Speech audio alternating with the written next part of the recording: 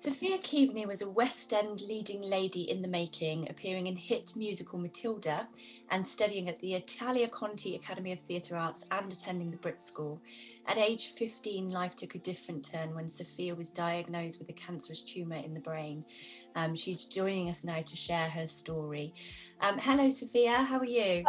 Hi, I'm good, thank you. Thank you for having me on. Oh, it's wonderful to have you here. I didn't try and attempt the name of your tumour because it's very complicated, but I'm sure you can share it with us. What I would love, Sophia, is if you can tell me about your day-to-day life prior to your diagnosis first, so that we can get a bit of background.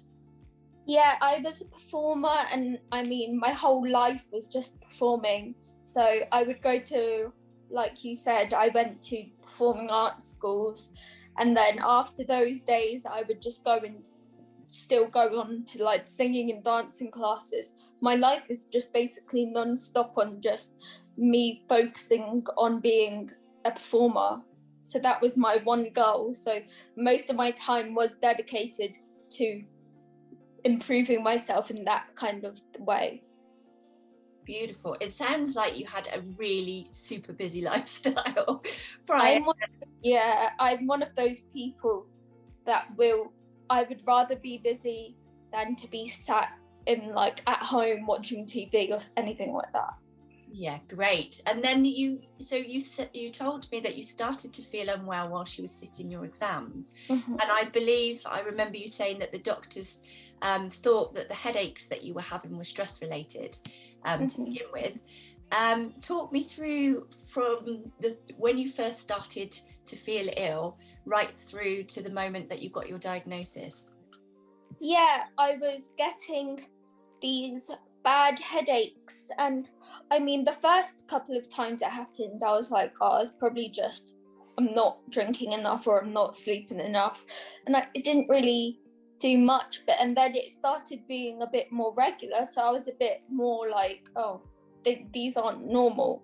And at that time I was studying for my GCSEs, so I was very stressed because exams are pretty stressful.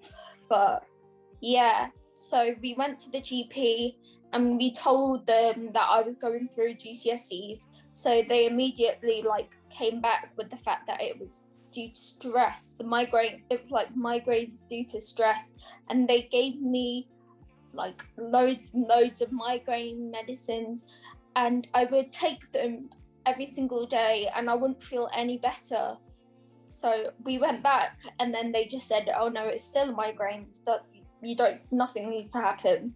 So I would just still take the medicine and it wouldn't work. And I remember it went into my GCSEs, and I went into my GCSE exams, and I used to smuggle like one little painkiller inside my pencil case because I didn't want anybody, because I don't think you're really supposed to be bringing medication in, but my head would be hurting so much inside the exam that I just had to bring like one little tablet into my pencil case.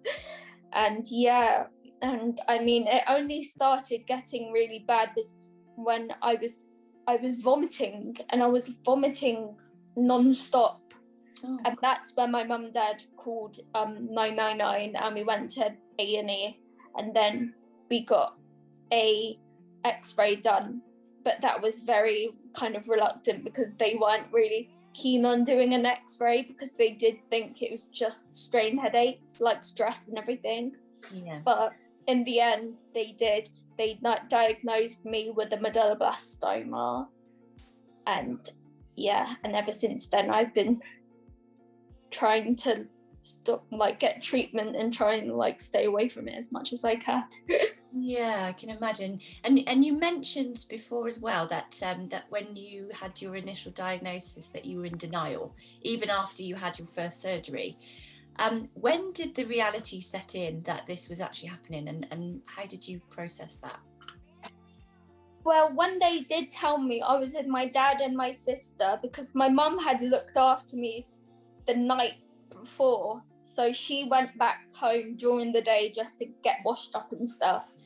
And I mean, it kind of came out of nowhere, because before all of this, I've never ever been to a hospital once.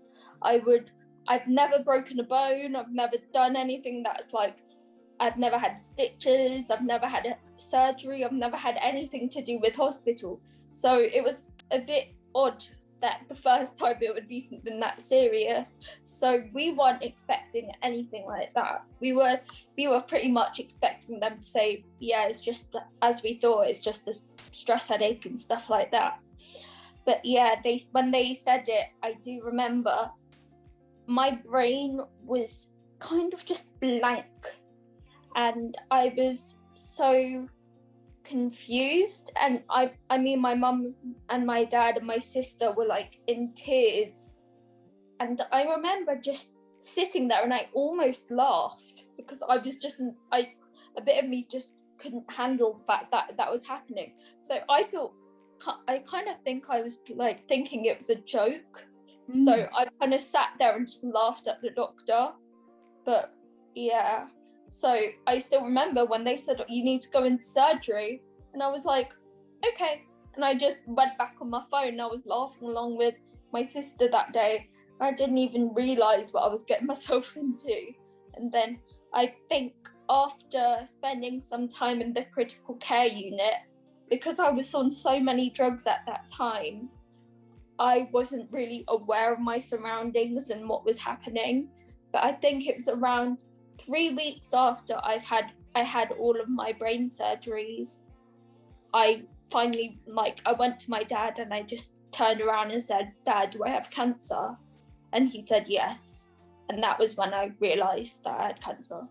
Oh gosh, that must have been really heartbreaking to have that moment, even though you'd had the diagnosis for 3 weeks, to realise that was going to be moving forward. And I guess not really knowing what the journey was going to be from then on in. Were they clear with you in terms of time frames for everything that you had to go through? Yeah, they wanted me to go straight to get my treatment for my cancer, but unfortunately I wasn't well enough to be even transported to a different hospital, because at that time I was barely being able to move my neck. I could barely sit up straight, so there was no way they could do it. So I had to spend a couple of months in King's Hospital before I got to go to the Royal Marsden and do my treatment. And how long has it been now, Sophia, since you were first diagnosed? Oh God, it must be 2 years. 2 years. It must be 2 years or something like that. And it's amazing because I know that you've remained so incredibly positive. And also when I spoke to you about doing this interview, your dad said that you were really keen to, because you felt it was a really important thing to speak out about and let people know about. And I guess with that in mind, my next question is, what advice would you give to any young person that's in the same situation or a similar situation to you, that's been diagnosed with a condition that's longer term and that's going to require the treatment that you've been through? I think, yeah, it's always very hard because I think everybody copes with it in a different way. But I would say just take each day as it comes, because I remember I was spending days and days thinking what's going to happen tomorrow, what's going to happen the day after, and that would just get me worked up. And all you really need to do is think of the present and think of today and what's happening, and you shouldn't get so stressed out.